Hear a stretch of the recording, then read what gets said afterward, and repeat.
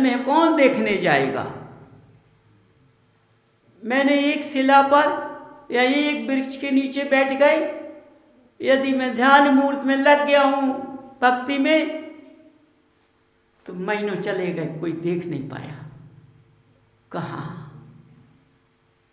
पुद्गल दिखाई दे रहा है, लेकिन अंश जरा भी नहीं है। सोचो, इस पर ना मालूम कितने प्रकार के जीव बैठकर चले जाते हैं, हिलता तक नहीं है, पत्थर की तरह कड़ा हो जाता है। समझिए, इसलिए जंगलों में भक्ति करने चले जाते थे।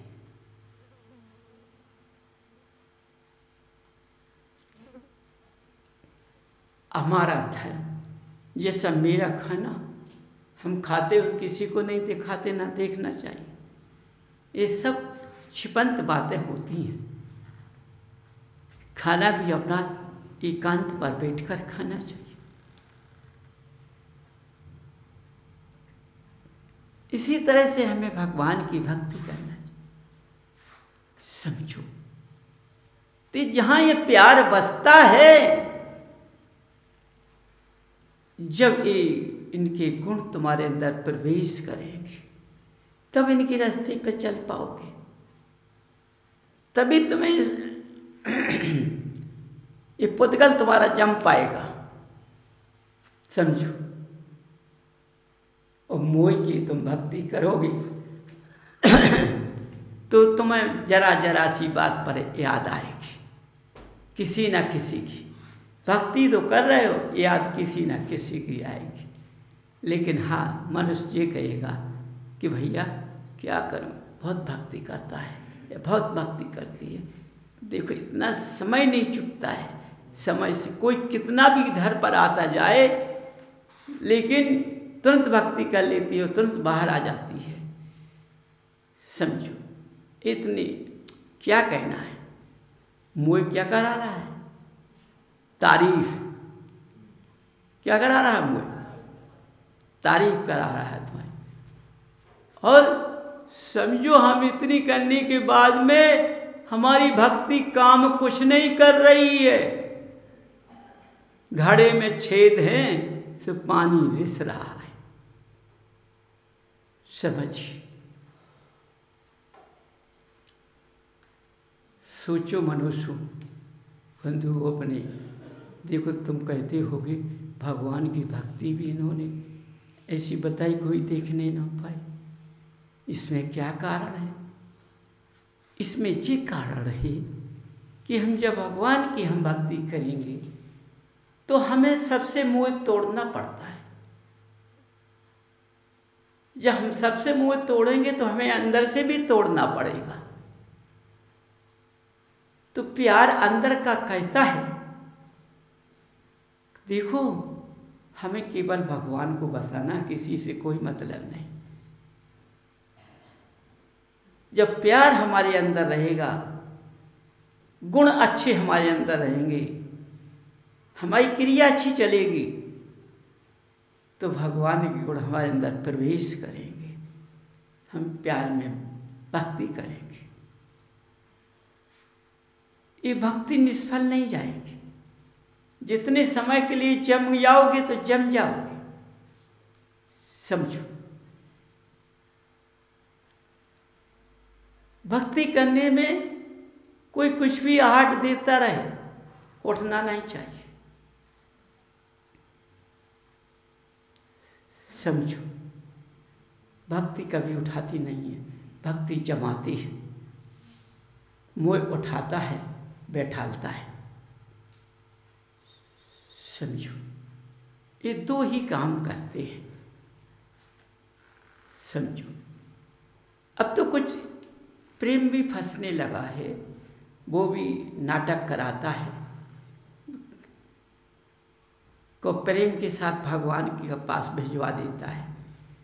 क्या मैं भगवान की पूजन भक्ति कुछ करूं, इससे क्या लाभ होगा, इससे मैं इतनी रुपया खर्च करूंगा, इससे कितना लाभ आ जाएगा। ये प्रेम का काम करेगा, ये प्रेम ये काम करेगा। तो आज चारों तरफ यही चल रहा है। समझो, प्यार नहीं चाहता। प्यार कभी पैसे को नहीं जानता है, मोह भी नहीं जानता है। मोह केवल अवगण करता है। समझो बंधु, देखो जब तुम प्यार की भक्ति करोगे भगवान के चरणों में, तो तुम्हारी भक्ति स्वयं काम करेगी। समझिए, भक्ति कहकर नहीं करना चाहिए कि तुम सोचो हम घर में रहते हैं, हम भक्ति करने जा रहे हैं, बैठना ये सदस्य मुँह लगा हुआ है, हम भक्ति कर रहे हैं। कोई आया, भाई भक्ति कर रही है, भक्ति कर रहा है, चल कोई बात नहीं। अब वो बाहर चला गया, क्यों? अरे भैया वो दिल में भी भक्ति करता है। हम गए, उन्होंने बताया कि भक्ति कर रही है। बोलो चारों तरफ उघड़ हो गया। ऐसे स्थान पर धर्म नहीं होता है।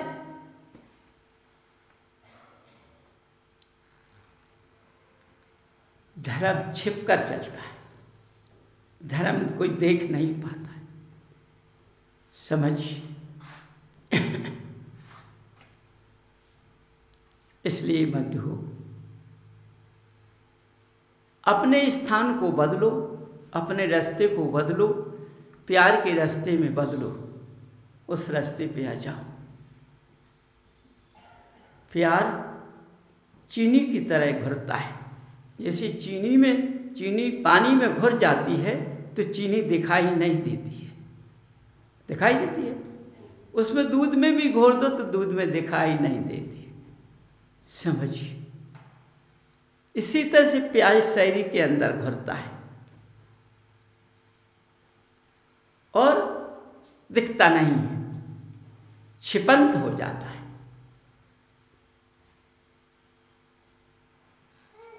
इसलिए बंधु अच्छी चीज को अपने पास बुलाओ, अच्छी चीज को अपने पास रखो। वैसे ही रवैया रहेंगे तो वैसे ही तुम्हारा स्थान मिलेगा, वैसे ही तुम्हारी संतान होगी। समझो, आज हर मनुष्य की संतान नकल हो रही है। समझो, आगे क्या होगा इस स्वयं देखना, किसी को देखने नहीं मिलेगा, स्वयं देखना पड़ेगा। क्योंकि अब आगे तो ऐसा समय आने वाला है कि अब भगवान बैठे जरूर हैं, इनके जनालय में आने वाले ढोंगी ज़्यादा मिलेंगे, सही रास्ते पे चलने वाला कम मिलेगा। समझिए, इतने मिलेंगे कि जिनालय से कोई मतलब नहीं, भगवान से कोई मतलब नहीं, कि इस जिनालय का में भगवान की पूजन हुई कि नहीं हुई, उसको इन बातों से कोई मतलब नहीं। अपनी पाखंड लीला करेगा, बहुत कम दिखाएगी का ज़्यादा, लेकिन भक्ति करने वाले कम मिलेंगे, बहुत कम। सब छोड़ कर चले जाएंगे। सोचो तो देखो, भगवान उन्हीं को मिलते हैं जिनके अंदर जगह होती है, पवित्रता होती है, उनको भगवान मिलते हैं। नकल से भगवान नहीं मिलते हैं। पढ़ने वाला नकल करता है, हो सकता पास भी हो जाता है। मनुष्य जब जन्म लेता है और जन्म लेने के बाद में जब आगे बढ़ता है, जवानी होती है, युवावस्था होती है, ऐसे बढ़ता चला जाता है। जैसे तुम जब जन्म लिया, जब कितने थे, फिर बढ़ते हुए, खेलते हुए, घुटनों के बल चलते हुए, और फिर बालक अवस्था में खेलते हुए। देखो क्या भाव उठते हैं बालक अवस्था में, कितने अच्छे अच्छे भाव होते हैं। समझो, जब बालक अवस्था बदल जाती है, वह अवस्था आ जाती है, तो क्रियाएं बदल जाती हैं। क्रियाएं बदलती हैं तो जब जवानी आती है तो पूरा बदल जाता है। देखो, जो बचपन की बातें हैं वो सब चली जाती हैं, उस रास्ते पर नहीं चलता है, आगे बढ़ जाता है। तो इस तरह से जब समय बदलता है तो भावनाएं भी बदलती जाती हैं। मनुष्य क्या सोचता है, क्या करता है, सोचता जाने क्या क्या है, करता क्या क्या है, इसका कोई पता नहीं। समझो, क्योंकि जन्म तो ले लिया है ना, जन्म ले लिया है, लेकिन कहाँ खो जाता है, कहाँ चला जाता है, उसका मन का भाव कहाँ चला जाता है, कहाँ निकल जाता है, ये कोई पता, कोई ठिकाना नहीं। समझिए, जब मन के भाव चले जाते हैं, देखो मन के भाव जाने से विकारता पैदा हो जाती है। जहाँ विकारी भाव पैदा हो जाते हैं वहाँ संयम का मार्ग कट जाता है। विकारों में संयम का मार्ग नहीं होता है, मिथ्याति मार्ग चलता है। जब मिथ्याति मार्ग पे हम जम जाएंगे, विकारों के पिंड में हम फंस जाएंगे, तो हमें ये रास्ता नहीं मिल पाएगा। कौन सा? जिस रास्ते पर हमने जन्म लिया है वह रास्ता मिलना मुश्किल है, चला जाएगा। देखो, जरा से में तो यदि मनुष्य चौराहा पड़ता है ना और जाता कहीं है, तो चौराहे पर खड़ा हो जाता है, पूछता है किधर जाना है, किधर नहीं जाना है। क्योंकि यदि चौराहे पर भूल गया तो रास्ता खत्म हो चुकी है, कहीं का कहीं पहुंच जाएगा। ऐसे इस मनुष्य गति में एक मनुष्य गति का चौराहा है।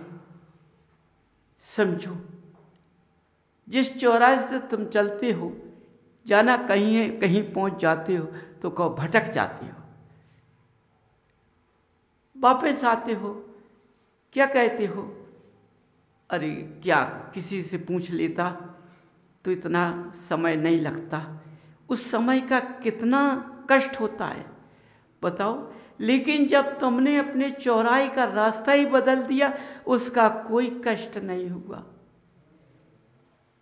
किसी को कोई कष्ट नहीं हुआ।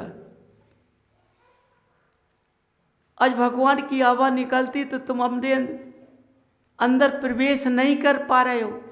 इतने से माने जो आवाज निकलती कितनी सरल है, कितनी स्वाभाविक है, जिसको तुम अंदर प्रवेश नहीं कर पा रहे हो, तो इससे बड़ी परिभाषा कैसे पेश कर लोगे।